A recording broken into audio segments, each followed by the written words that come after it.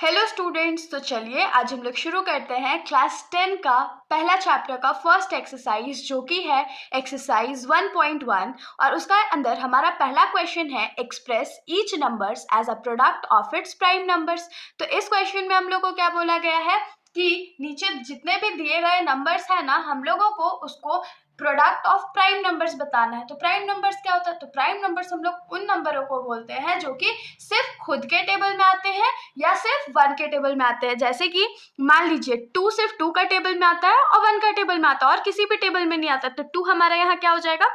Prime numbers. फिर 3 भी, फिर 5, फिर 7 और उसके बाद ये ऐसे कंटिन्यू होते जाते हैं। तो ये हमारा क्या है? प्राइम नंबर्स है। तो इसके अंदर हमारा पहला क्वेश्चन जो है वो क्या है? 140 है। तो 140 को हम लोग क्या करते हैं? प्राइम फैक्टराइज कर लेते हैं। तो लिखेंगे 140 और 2।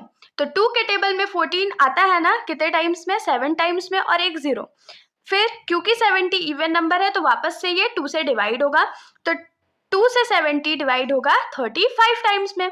फिर देखिए 35 जो है वो 2 के टेबल में तो नहीं आ सकता है, तो 3 के टेबल में डिविजिबिलिटी हम लोग को चेक करना पड़ेगा। तो 3 + 5 क्या होता है? 8 होता है और 8 जो है वो 3 के टेबल में नहीं आता है, तो ये किसके टेबल में आएगा? 5 के टेबल में आएगा।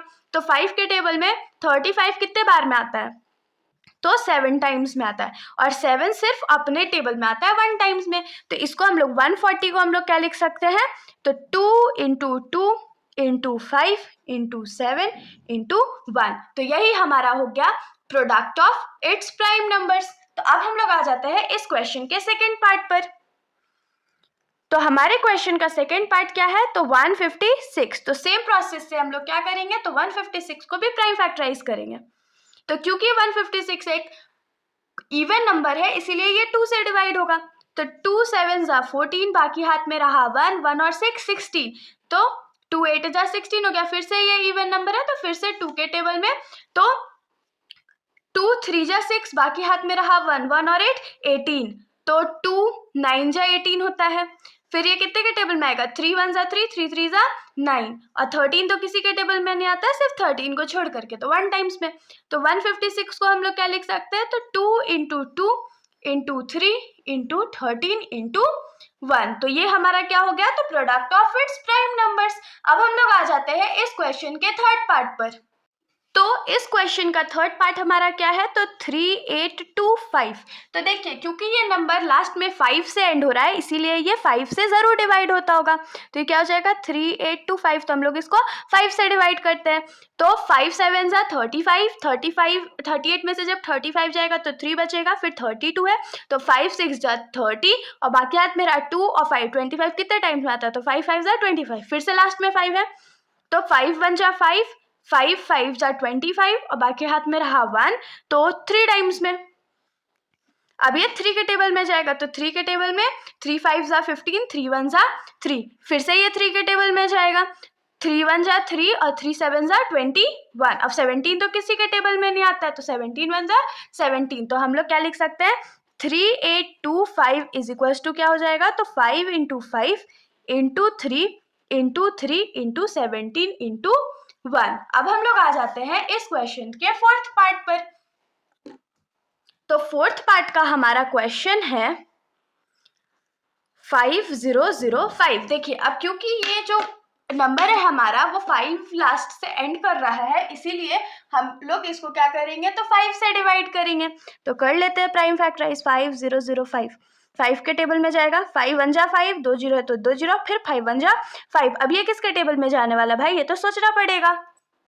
तो 1001 जो है वो 7 के टेबल में डिवाइड होगा 143 टाइम्स में। फिर 143 किसके टेबल में आ सकता है? तो 11 के टेबल में आ सकता है। कितना टाइम्स में? तो 13 टाइम्स में। आप लोग इसको मल्टीप्लाई करके भी कैलकुलेट कर सकते हो। और 13 तो क्योंकि खुद प्राइम नंबर है तो 13 × 1 = 13।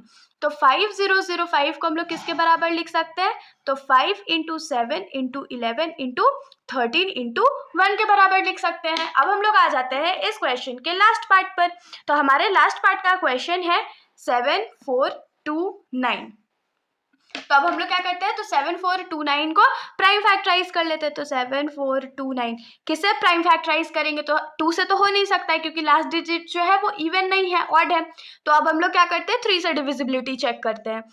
तो 9 और 2 कितना होता है 11, 11 4 15 और 15 प्लस 7 कितना होता है 22 होता है। तो 22 अगर हो रहा है तो ये तो 3 से डिविजिबल नहीं है, क्योंकि 22 जो है वो 3 के टेबल में आता ही नहीं है। तो ये जो नंबर है वो हमारा 17 के टेबल में डिवाइड होगा 437 टाइम्स में। 437 किसके टेबल में आता है, तो 19 के टेबल में आता है 23 टाइम्स में, और 23 तो प्राइम नंबर है, तो 23 आता है 1 के टेबल में 23 टाइम्स में। तो इसको हम लोग क्या लिख सकते हैं कि 7429 इज इक्वल्स टू क्या हो जाएगा, तो 17 इंटू 19 इंटू 23 इंटू 1। तो होप सो कि आप लोगों को ये क्वेश्चन समझ में आया होगा। अगर आप लोगों को वीडियो अच्छी लगी तो वीडियो को लाइक कर दीजिएगा और मेरे चैनल को बिना सब्सक्राइब किए कहीं मत जाइएगा। Thank you.